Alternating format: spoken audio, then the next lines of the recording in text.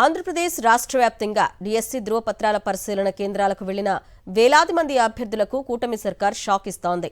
16,000కు పైగా టీచర్ పోస్టుల భర్తీకి డిఎస్సి నిర్వహించామంటూ గొప్పలు చెప్పుకుంటున్న కూటమి సర్కార్ కేవలం 10,000 మందికి మాత్రమే కాల్ లెటర్స్ పంపడం, వాటిని తీసుకుని అక్కడకు వెళ్లిన వారిని టెస్టింగ్ అంటూ వెనక్కు పంపుతుండటంతో అభ్యర్థుల్లో తీవ్ర ఆందోళన నెలకొంది. ప్రభుత్వం పంపిన కాల్ లెటర్ను పరిగణలోకి తీసుకోకుండా ఇలా పరాచకాలేంటని మండిపడుతున్నారు.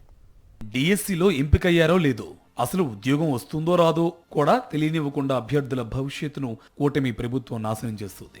డిఎస్సి నోటిఫికేషన్ విడుదల మొదలు దరఖాస్తుల స్వీకరణ, పరీక్షల నిర్వహణ, నార్మలైజేషన్, పోస్టుల కేటగిరీ వరకు మభ్యపుచ్చడమే ప్రభుత్వ విధానంగా కనిపించింది. చివరికి డిఎస్సిలో ఎంపికైన వారికి కాల్ లెటర్లు విడుదల చేయడంలోనూ టెస్టింగ్ల పేరుతో పారదర్శకతకు పాతరేస్తూ దగా చేస్తుంది.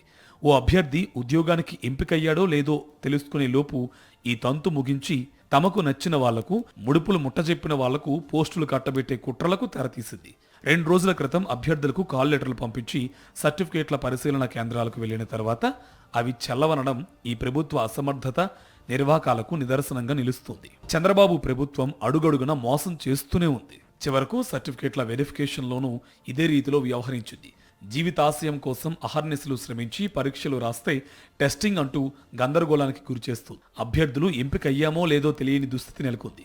ఎస్జిటి, ఎస్ఏ, టీజీటీ, పీజీటీ 4 వేర్వేరు పరీక్షలు పెట్టి 4గింటిలోనూ ఎంపికైన వారికి తొలుత ఇచ్చిన ఆప్షన్ ప్రకారమే పోస్టు ఉంటుందని చెప్పి బాంబు పేల్చింది. దీంతో ప్రతిభావంతులు మెరుగైన అవకాశాలు కోల్పోతున్న పరిస్థితి ఏర్పడింది. అభ్యర్థుల ఎంపిక వేళ కుట్ర కోణాలపై అనుమానాలు రేకెత్తున్నాయి. తుది జాబితా ప్రకటనకు ముందు ఎంపికైన వారి ధృవపత్రాల పరిశీలనకు కాల్ లెటర్లు జారీ ప్రక్రియ దీనికి నిదర్శనం. 4 రోజుల క్రితం అభ్యర్థులకు విడివిడిగా కాల్ లెటర్లు అందుబాటులో ఉంచామని ప్రభుత్వం ప్రకటించింది. అయితే 16,347 ఉపాధ్యాయ పోస్టులకు ఎంపికైన వారిలో కనీసం 10,000 మందికి కూడా కాల్ లెటర్లు అందకపోవడంతో అభ్యర్థుల్లో ఆందోళన నెలకొంది. కాల్ లెటర్ల జారీలో ప్రభుత్వం అభ్యర్థుల సహనానికి పరీక్ష పెడుతుంది.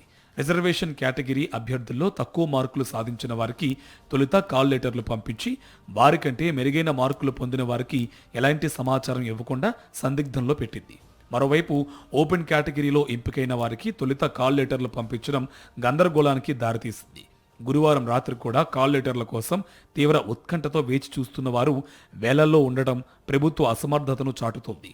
నియామక ప్రక్రియలో అత్యంత పారదర్శకత పాటించాల్సి ఉండగా ప్రభుత్వం ప్రతి దశలోనూ గందరగోళానికి గురిచేస్తుంది. తప్పులను సరిదిద్దుకోకుండా ఎదురు దాడికి దిగుతోంది. వీటిని నివృత్తి చేయాల్సిన యంత్రాంగం ప్రభుత్వ పెద్దల ఆదేశాలతో గుంభనంగా ఉంటుంది. ప్రతిభను పక్కకు తప్పించి కావాల్సిన వారికి ఉద్యోగాలు ఇచ్చేందుకే వ్యవహరిస్తున్నారనే అనుమానాలు అభ్యర్థుల్లో వ్యక్తమవుతున్నాయి.